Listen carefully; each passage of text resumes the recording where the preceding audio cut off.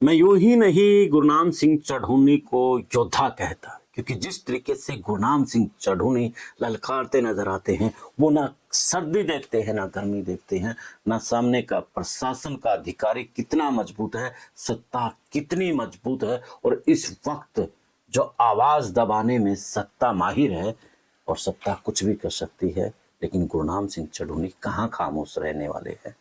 गुरनाम सिंह चढ़ूनी को पिछले कई दिनों से आप देख रहे हैं, जिस तरीके से वो एक्टिव नजर आ रहे हैं और जिस तरीके से वो हुंकार भर रहे हैं,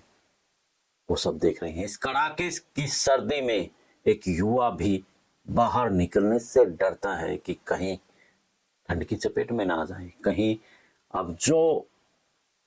मौसम हो रखा है इसमें दुर्घटना होने का भी कहीं ना कहीं डर रहता है, तो कहीं हम दुर्घटना ना हो जाए। लेकिन इन सब से दूर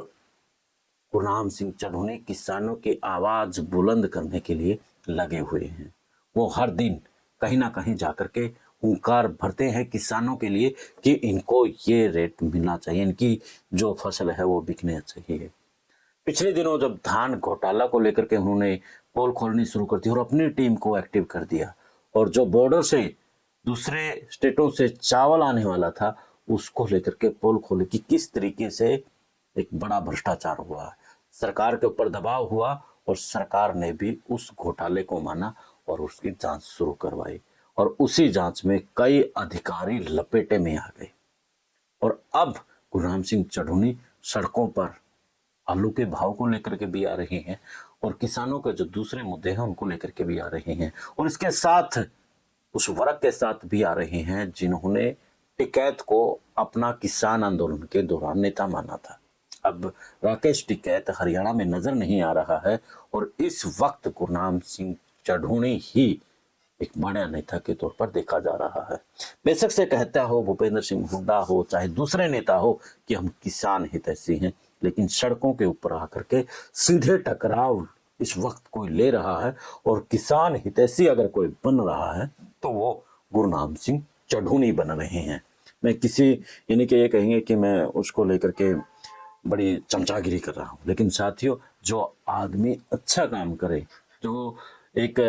वर्ग के लिए यानी कि वर्ग भी होता है किसान, तो एक किसान वर्ग के लिए जिस तरीके से वो आवाज बुलंद कर रहे हैं, और किसान नेता जो भी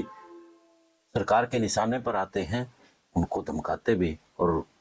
चेतावनी देते नजर आते हैं कि ये नहीं हुआ तो देख लेना।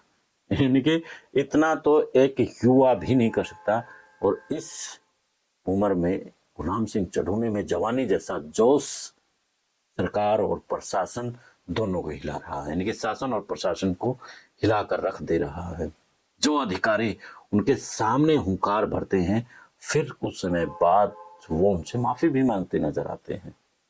तो ऐसे योद्धा गुरनाम सिंह चढ़ूनी को लेकर के आप क्या कहेंगे, कमेंट करके जरूर बताना साथियों। चैनल से जुड़े रहें, मिलते हैं फिर एक नए मुद्दे एक नए विश्लेषण के साथ। जय हिंद, जय भारत, जय हरियाणा।